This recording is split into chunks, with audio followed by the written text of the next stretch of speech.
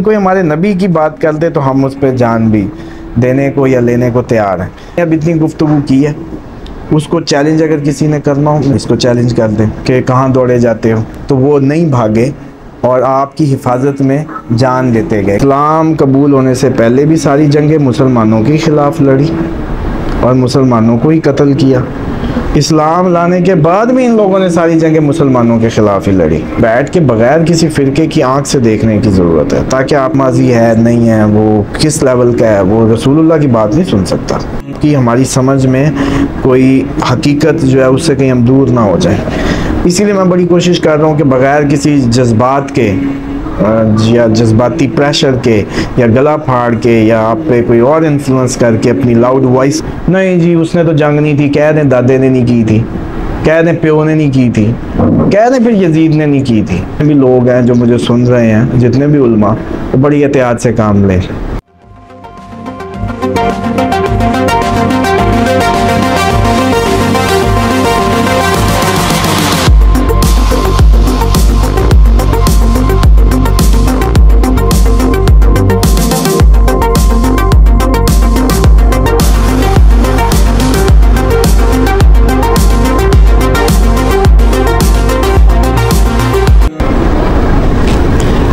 अबू सुफियान ने रसूलुल्लाह सल्लल्लाहु अलैहि वसल्लम के ख़िलाफ़ जंगें हेड की, उसके बेटे ने आगे आके हज़रत अली के अगेंस्ट सारी जंगें हेड की, फिर उसके बेटे ने आके उसके बेटे के आगे सारी जंगें हेड की।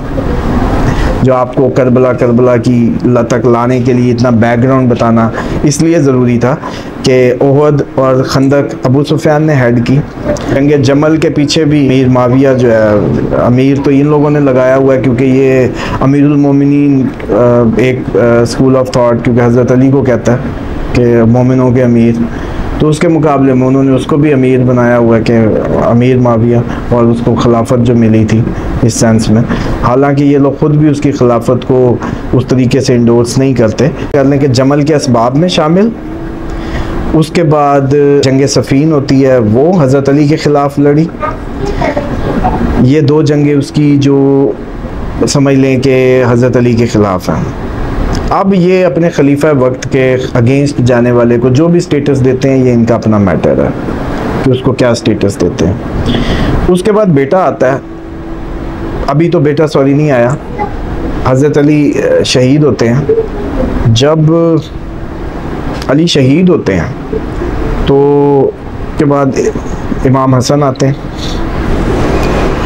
इस पे और खिलाफत की मनसब पे, तो ये उनके ख़िलाफ़ लश्कर कशी करता है और फिर उनसे खिलाफत को छीनता है। लोग कहते हैं जी जब इमाम हसन ने सुलह कर ली थी तो आपको क्या एतराज़ है। मेरा फिर रिवायतें बनाई हुई हैं कि मेरा जो बच्चा है वो दो गिरोह में सुलह का काम करेगा। भाई इतनी रिवायतों की बातें हैं तो फिर मैं आपको रिवायतें भेजनी शुरू कर दूँगा। मेरी तो उस पर बिल्कुल भी ये मकसद नहीं है, क्योंकि मेरा तो लाइन है कि मैं किसी तरीके आप लोगों को, हम सब को खुदा के जो असल तकवा या रसूल की मोहब्बत उसकी तरफ की बात करूं। दूसरी बात ये है कि जब ये इमाम हसन की जो जंग के पीछे असबाब थे, उनका एक कज़न था जिसको यमन की गवर्नरी दी थी हज़रत अली ने अपने दौर में। तो जब ये अमीर माविया ने उस साइड पे लश्कर कशी की तो उसके बच्चे चीर दिए गए थे माँ के सामने। तो वो माँ पागल हो गई थी, इसकी बीवी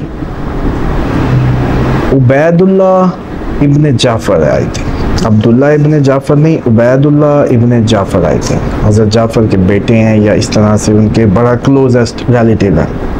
अब सीन समझिएगा कि तारीख़ में क्या क्या गुजरा है। वो यमन की गवर्नरी मिली हुई है, अटैक होता है तो एक दरे से वो दाखिल होते हैं, बीवी और बच्चा, मतलब बच्चे जुड़वा थे उनके, जो बीवी के सामने चीरे गए वो हाफ अब नॉर्मल हो जाती है। ये भाग आते हैं हज़रत अली के पास। अभी हज़रत अली का दौर की मैं सिर्फ बताने लगा बैकग्राउंड। हज़रत अली कहते हैं कि तुमने उधर जंग क्यों नहीं की, तुम भाग के मेरे पास इतला देने। उन्होंने कहा जी आपके पास भी तो किसी ने आना ही था ना इतला देने, तो वो मैं ही आ गया। आपने कहा भाई ये तो तुमने कमाल किया, तुम्हारी कमांड में था तो तुम कमांड छोड़ के आ गए। इस बंदे को हज़रत हसन ने लश्कर का सिपा सलार बनाया था, जिस लश्कर ने माविया के ख़िलाफ़ जंग करनी थी। इस बंदे को, जिसके साथ क्या हुआ, उसके बच्चे काटे गए हैं, बेगम हाफ ब्रेन हुई है। उसने शाम की एक औरत और बोरियां दिनारों की इस बंदे को दे के पूरा लश्कर बाय कर लिया। 50,000 का लश्कर था जो बाय हुआ। अब इमाम हुसैन किससे जंग करें? उस टाइम की तादाद चेक करें, 50,000 के लश्कर को बाय कर लिया गया, कमांडर बिक गया। हालांकि ये तो वो कमांडर है जो बिक ही नहीं सकता, कि इसकी तो ज़ाती दुश्मनी थी उनसे, फैमिली की भी थी, बतौर बनु हाशिम भी थी, बच्चे कत्ल हुए उसकी भी। तो अब कहते हैं जी इमाम हसन सुलह। इमाम हसन के मुतल्लिक ये बात जब उनसे पूछी गई और लोग कस करते थे, टोंटे करते थे कि सुलह कर ली, सुलह कर ली, कोई सुलह नहीं की थी, लश्कर ही बिक गया था। और वो लश्कर जो है, जो सारा बाय हो गया था, उसके बाद शराइत पे आपकी उसने ब्लैंक पेपर भेजा था माविया ने कि आप इसमें से जो शराइत लिखनी है लिख लें, ब्लैंक पेपर। उसी के अंदर एक शर्त थी कि तुम अपनी जो हुकूमत है वो आगे ट्रांसफ़र नहीं करोगे अपने वारिस को, ये उसकी शर्त का हिस्सा था। रसूल के ख़ानदान का जो 5वां हिस्सा खम्स की शक्ल में आता है वो देते रहोगे, ये सारी चीज़ें उसमें थी। इसने जैसे ही अपनी अलालत शुरू होती है तो इसने फ़ौरन यजीद को तलवार की ज़ोर पे तमाम असहाब को प्रेशराइज़ करके यजीद को खिलाफत पर बिठाया, जो कि सुलह हसन की खिलाफ वर्जी की। जो वादा खिलाफ है इस्लाम में, उसके पे जो भी फतवा लगता है ये खुद लगाते रहें, हमें कोई ज़रूरत नहीं है। हम तो सिर्फ एक उसको बयान कर रहे हैं जिसको एक जैसे कहते हैं ना प्रूव कर सकते हैं बस। एक तो ये टाइटल बड़ा अजीब है जो इमाम हसन की सुलह के मुतल्लिक ये लोग पोज करते हैं। जब लश्कर ही बिक जाए, इतना लश्कर ही आपका बाय हो जाए, तो उसने क्या फ़ाइट करनी है? फिर ये पावर की उसमें इतना थर्स्टी थे पावर लेने में कि इन्होंने जमल करवाई, कितना मुसलमान शहीद हुआ, सफ़ीन करवाई, कितना मुसलमान शहीद हुआ, वहाँ तो मुसलमान रहा था। फिर इमाम हसन से लश्कर कशी कर ली, कितना मुसलमान शहीद हुआ। इनको कोई मसला नहीं था कि कितना मुसलमान शहीद हो जाए। इसलिए इमाम हसन कहते हैं कि मुझे ये गुमान गुजरा कि मेरे जो मानने वाले या मेरे जो फॉलोअर्स हैं, ये किसी को भी नहीं छोड़ेगा दुनिया में पावर के लिए। इस वजह से मैंने जब इतना लश्कर भी हो गया तो मैं किस लिए फिर मुज़ाहमत करता कि वो बाकी भी मरवा लेता, मैं अपने जो मेरे साथ चंद अफराद रह गए थे मैं वो भी मरवा लेता। इस वजह से सुलह हसन होती है। और फिर ये उसको वायलेट करता। जब कहेंगे ये तारीख़ नहीं तो वो तारीख़ नहीं, तो भाई ये कोई सोने से लिखी हुई तारीख़ है और वो कोई सिल्वर से लिखी हुई तारीख़ है। ये तुम्हारे कोई मतलब जो आसमान से उतरे हुए रावी हैं और ये बेचारे जो है कहीं ज़मीन की पताल की गहराइयों से उतरे रावी हैं। तारीख़ है, दोनों के लिखने वालों ने लिखा है, असेसमेंट है। आप सीक्वेंस को पकड़ें, सीक्वेंस गलत होता है तो फिर बताएं, चैलेंजेबल क्या है? नहीं जी उसने तो जंग नहीं थी, कह दें दादे ने नहीं की थी, कह दें प्यो ने नहीं की थी, कह दें फिर यजीद ने नहीं की थी, तो बात ठीक है। लेकिन जनाब अगर दादे ने भी की, दादी ने कलेजे चबाए, उसी का दूध पी के आगे पैदा हुआ, उसी से ही आगे एक सीक्वेंस चला, तो उसको डिफेंस करने की क्या ज़रूरत है? तारीख़ है, बताएं। उसके बाद जो ये क्योंकि वायलेट हो गई वो सुलह हसन की शर्त, तो इमाम हसैन जो है मदीना में थे उस वक्त, बल्कि इमाम हसन को जहर दिलवाया गया। फिर मतलब इस सब के बाद भी जहर दिलवाया गया अपनी ही बीवी से, और जो इनकी जो कहीं से दूर से कोई कनेक्शन निकाला गया उसका, क्योंकि ये सारे आपस में मतलब कहीं ना कहीं रिश्तों में भी जुड़े हुए थे, और उसके ज़रिए जहर दिया गया कि कलेजे ही फट गए, मुंह में आ गया, इस हद तक जहरीला। और उसके बाद पैगाम आता है इमाम हुसैन को, मदीना में थे, यजीद की तरफ से कि जी बैत करें। तो यहाँ से आप बैत का इनकार करते हैं। यहाँ से आप जब बैत का इनकार करते हैं तो उस वक्त आप सबको ख़त लिखते हैं। ये ख़त बड़ा इम्पोर्टेंट है, बनु हाशिम को जो लिखा गया था, ये लोग नहीं बताते। बनु हाशिम को ये लिखा गया था ख़त के अगर मेरे साथ चलोगे तो बाइज़्ज़त शहादत है। अगर मेरे साथ नहीं चलते तो ज़िल्लत अमेज़ मौत है, हलाकत है। ये दो ऑप्शनें थी। मेरे साथ चलोगे तो बाइज़्ज़त शहादत है, मेरे साथ नहीं चलोगे तो ज़िल्लत अमेज़ मौत है, मर्ज़ी तुम्हारी। तो आपके क्लोजेस्ट लोग भी इसको नहीं समझ पड़े, बहुत क्लोजेस्ट वंस भी इसको नहीं समझ पाए। उसके बाद आप हज के लिए निकलते हैं ताकि उधर ज़्यादा से ज़्यादा लोगों को खुतबात दे के इस सारी एक्टिविटी के मुतल्लिक जो हो गई है कि यजीद तो डिज़र्व ही नहीं करता था, तो और मुआहदा हसन में भी था कि उसको खिलाफत नहीं देगा, वरासत नहीं करेगा, तो ये इसने वायलेट कर दिया। तो ये खुद हज पे जब पहुंचते हैं तो वहीं आपके लिए कातिलान भी भेजे जाते हैं कि जो वहीं आपको कत्ल करने की प्लान से जाते हैं। इसी वजह से आप हज कंप्लीट किए बग़ैर करबला को रवाना होते हैं। इमाम हुसैन ने आखिरी हज कंप्लीट नहीं किया, ड्यूरिंग हज आपको वहाँ से क्विट करना पड़ा। और मैं समझता हूँ तारीख़ में सब असहाब ने आके डिफरेंट ऑप्शंस दी। इवन के अब्दुल्ला इब्न ज़ुबैर जो थे उन्होंने सबसे अच्छी ऑप्शन दी इमाम हुसैन से मुलाकात उसमें। बाकी इवन के अब्दुल्ला इब्न अब्बास और जितने रिलेटिव्स थे या कज़न्स थे वो भी कोई बहुत अच्छी राय या बहुत अच्छी कोई ऑप्शन, वो यही कह रहे थे कि आप इस फितने में ना पड़ें और आप बैठ जाएं और आप मतलब वो कर लें। जन्नत के सरदार को तो पता था जन्नत कैसे मिलनी है, बस ये जन्नतियों को नहीं पता था। जन्नत के सरदार को पता था रास्ता जन्नत का। उन्होंने कहा कि मुझे, हाँ, अब इनके पास जो अब्दुल्ला इब्न ज़ुबैर आते हैं ये कहते हैं कि आप मक्का ना छोड़ें, मैं मक्का लोगों को बुलाता हूँ, यहाँ से आप क़याम कर लें, इसके ख़िलाफ़ जो अनाउंसमेंट है वो यहीं से कर लें। आप कहते हैं कि ये अनाउंसमेंट जो है मैं जो निकलना है, जाहिर बात है पेशीन गोई है कि मैंने करबला में ही शहीद होना है, मट्टी दिखाई गई है रसूलुल्लाह को सल्लल्लाहु अलैहि वसल्लम।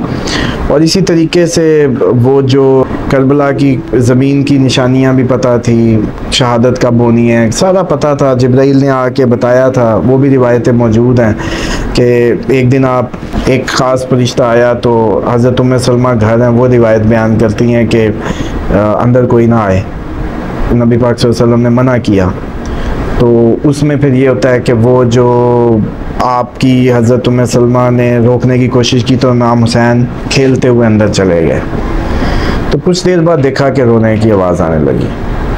तो फिर आप जब जाके दरियाफ्त करती है कि या रसूलल्लाह आप मेरे बच्चे कुर्बान, आपकी मतलब किस तरह की ये रोना इतना, तो फिर आप फरमाते हैं कि आज एक ख़ास फरिश्ता आया था जो मुझे ख़ास पैगाम दे के गया कि जिसमें यह था कि इमाम हुसैन को करबला की ज़मीन पे शहीद किया जाएगा और मुझे वहाँ की मट्टी दिखाई गई खून आलूद। तो इसलिए गोद में लेके आप रो रहे थे। तो इसलिए जिन लोगों का ये अकीदा है कि रोना जो है वो जायज़ है या नाजायज़ है, वो यहाँ से ले लें कि आपके नबी रोए हैं और ज़िंदा पे रोए हैं, अभी शहीद तो हुए भी नहीं, अभी शहीद तो हुए भी नहीं और ज़िंदा पे रोए हैं।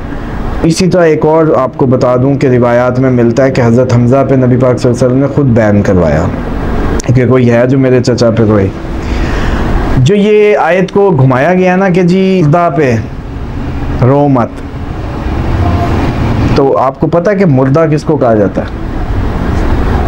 हलाकत में जो हलाक हुआ हो, शहीद नहीं। बैन आपको जो रोना या आपका वो कहते हैं इस पे क्या लॉस पे रोना, आपका मर गया, मुर्दा था, खुदा परस्त नहीं था, खुदा के लिए जान नहीं दी, मुर्दा है, इस पे रोना नहीं है, इस पे रोना नहीं है। ये आज तक लोगों को कन्फ्यूजन है। और जब शहीद की बात आई तो खुदा ने कहा इसको मुर्दा ना कहना, ये जिंदा है, तुम इसकी ज़िंदगी का शऊर नहीं रखते, ये रिज़्क दिया जाता है, ये भी बताया साथ, तुम शऊर नहीं रखते। ठीक, इसी वजह से ये लोगों ने इस कॉन्सेप्ट में बड़ा मिक्सअप कर लिया है कि जी वो तो मुर्दा पे रोने का मना किया गया। हाँ भी मुर्दा पे रोने का मना किया, शहीद पे नहीं। शहीद पे तो रो के बल्कि आप एक अटैचमेंट, एक फीलिंग और एक अपना आप आगे कैरी फॉरवर्ड करेंगे। इसके बाद जो इमाम हुसैन को अब्दुल्ला इब्न ज़ुबैर जो सबसे अच्छी ऑप्शन देते हैं वो यही देते हैं कि आप इधर ही क़याम करें मक्का में, मैं लोगों को इधर ही भरूँगा,